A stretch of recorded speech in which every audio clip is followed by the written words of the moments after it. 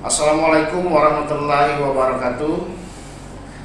Salam sejahtera buat kita semua. Salam nama budaya.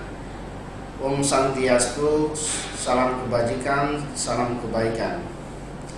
Kami dari bidang hukum Lembaga Aliansi Indonesia ingin berbagi tips-tips dan berbagi pengalaman terhadap teman-teman di seluruh Indonesia tentang adanya jenis-jenis pelanggaran pilkada.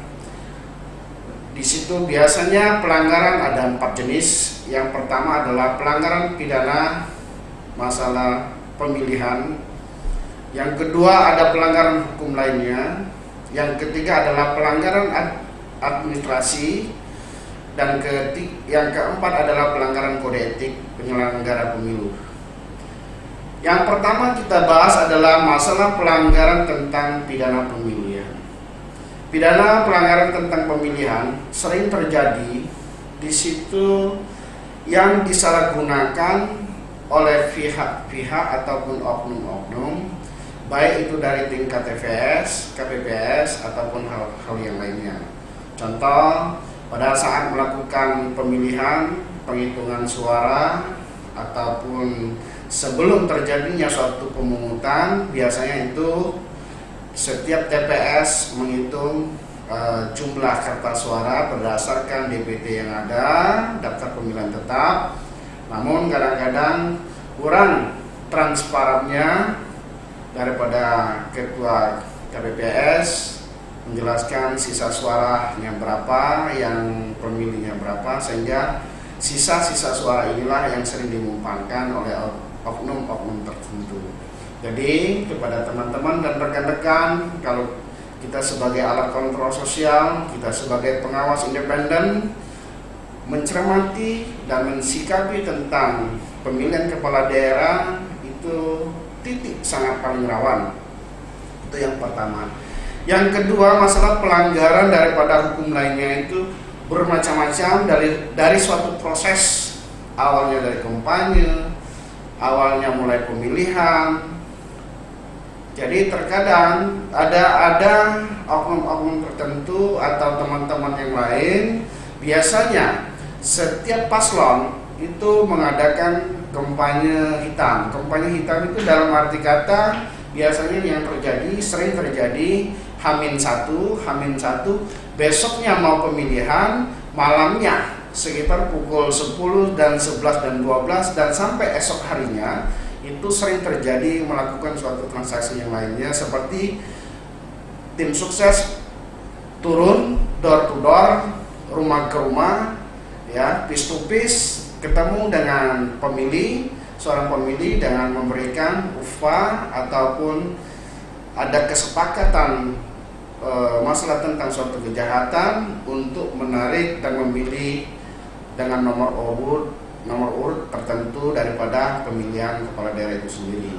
Nah, maka kami minta kepada teman-teman, saudara-saudara, rekan-rekan sejawat yang kita Lembaga Aliansi Indonesia, yang mana kita ini adalah independen, mencermati, mensikapi tentang pemilihan kepala daerah ini betul-betul kita harus cepat, tepat dalam mengambil suatu keputusan, dalam mengambil suatu rangkuman, supaya perkara-perkara yang kita tanganin ini memang betul-betul bisa berfungsi dan berjalan dengan baik. Apa memang itu ada pelanggaran masalah pidana hukum lainnya, maka itu akan bisa diproses, akan dilaporkan.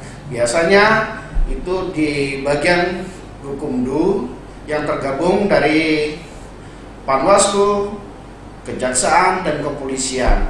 Jadi tiga komponen ini pun harus bersepakat mengatakan bahwa ini adanya suatu pelanggaran, namun harus kita bisa melampirkan bukti otentik terhadap daripada pelanggaran itu sendiri. Nah, itu yang pelanggaran kedua. Untuk yang pelanggaran ketiga adalah pelanggaran secara administrasi. Pelanggaran secara administrasi ini terkadang ada salah manfaat juga daripada suatu oknum itu sendiri, terkadang dari paslonnya itu sendiri, terkadang dari tim suksesnya itu sendiri. Contoh pelanggaran secara administrasi itu bermacam ragam. ada DPT dengan total 800 atau 900, namun pada saat melakukan pelaksanaan hari H pemilihan di TPS itu terkadang jumlah kartu itu tidak sesuai dengan pemilihan, hasil daripada suatu pemilihan itu sering juga terjadi.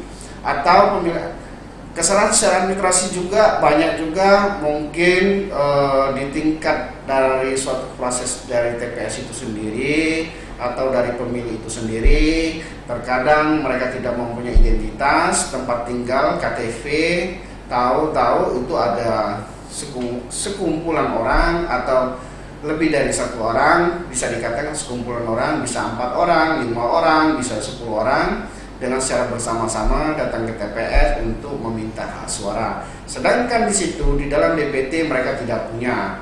Nah, maka di sini kadang-kadang pihak anggota KPPS mengambil keputusan sebelah pihak ini fatut bahwa itu adalah suatu pelanggaran.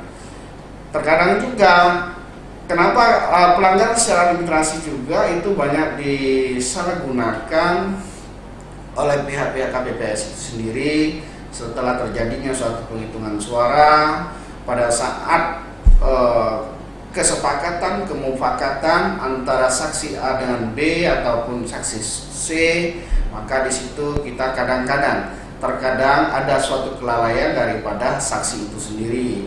Terkadang pelanggaran secara administrasi ini sendiri dilanggar oleh pihak-pihak tertentu yang berpihak kepada paslon. Biasanya terkadang bisa dilakukan pelanggaran oleh pihak pemerintah, biasanya bisa membuat data itu secara fiktif hasil daripada suatu perolehan, ataupun pelanggaran secara administrasi dalam pemilihan kepala daerah itu baik tingkat KPU pun sering terjadi juga. Contoh pelanggaran secara administrasinya, seorang calon kepala daerah kadang-kadang untuk mendaftarkan dirinya itu terkadang masih banyak kekurangan, ada data-data manipulasi, apakah dia calon incumbent, independen, ataupun hal-hal yang lain, sehingga dia berupaya semaksimal mungkin bagaimana ikut dan turut serta, sehingga kekurangan ini juga kadang-kadang hanya dilewati, dianggap kecil, namun sebenarnya ini akan merugikan diri dia sendiri. Itu masalah pelanggaran secara administrasi. Dan pelanggaran masalah kode etik tentang penyelenggaraan pemilu. Nah, penyelenggara ini sering terjadi melakukan suatu pelanggaran kode etik terhadap penyelenggara pemilu. Dalam arti kata namanya sebagai pelanggaran kode etik penyelenggara pemilu, terkadang kan ada suatu keperpihakan. Itu di tingkat, baik itu tingkat DPR di kabupaten itu sendiri, ataupun tingkat provinsi, ataupun tingkat kabupaten kota yang lainnya.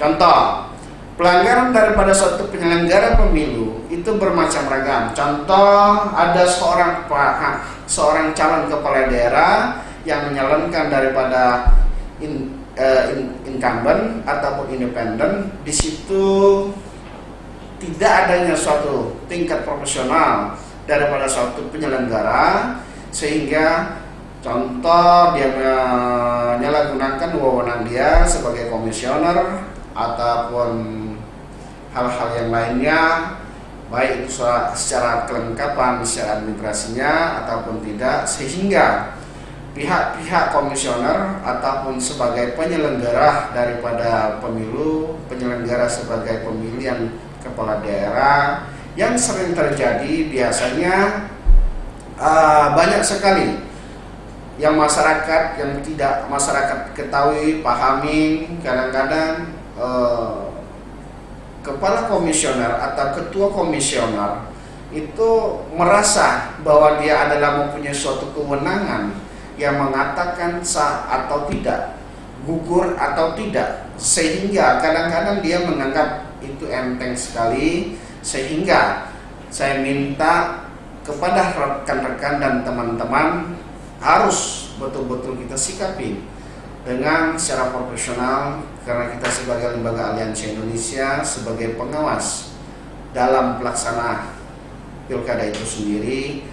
Teknis daripada suatu penyelesaian pelanggaran daripada penyelenggara pemilu, menurut pengalaman saya, menurut selama ini yang telah saya lakukan, sesuai apa ya kita sebagai tupoksi daripada seorang lawyer, saya sering membantu salah satu paslon kepala daerah yang mana telah digugurkan oleh kepala ketua komisioner, sehingga saya melakukan upaya bagaimana untuk memulihkan daripada hak paslon itu sendiri. Dia sebagai kepala daerah sangat dirugikan karena kenapa? Dengan alasan tidak memenuhi syarat. Maka di situ kita berhak melaporkan, kita berhak mengajukan gugatan kepada Dewan Kehormatan Pelaksana Pemilu, namanya DKPP. Itu bisa langsung kita datang ke DKPP RI. Dari situ nanti DKPP RI setelah kita mengajukan gugatan, maka dia membuat jadwal untuk melakukan peninjauan dan melakukan sidang langsung, dan kita turun sendiri. Jadi untuk kelanjutan daripada hasil gugatan kita itu biasanya dia pakai jeda waktu sampai secepat mungkin, maka di situ harus dimonitoring juga.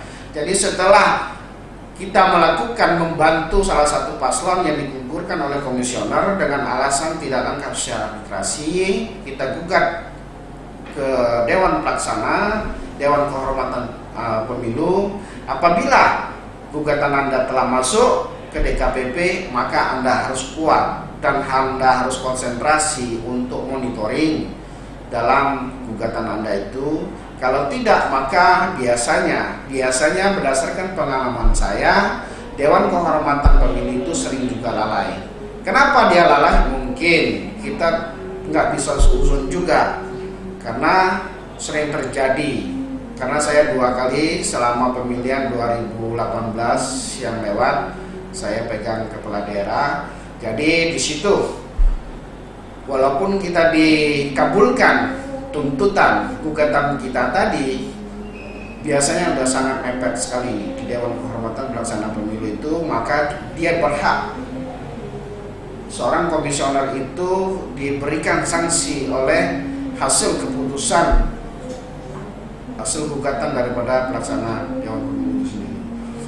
Terkadang juga kita ambil 2 langkah, 2 versi. Ada gugatan Dewan Pelaksana Pemilu atas pelanggaran yang telah dilakukan oleh pelaksana itu sendiri sebagai anggota komisioner ataupun komisionernya.